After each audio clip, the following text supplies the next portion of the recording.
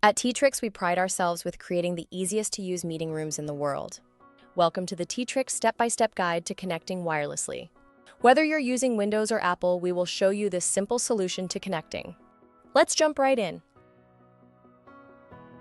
To wirelessly connect with your Windows-based computer, press the Windows key, then the K key. When using Windows 10 or newer, this will launch the Morecast settings window.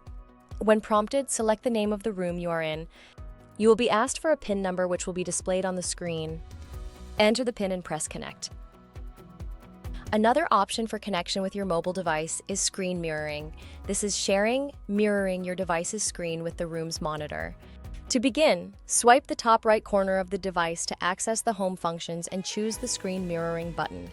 Then choose the room you wish to join. You will be asked for a PIN number. Enter that number and press OK.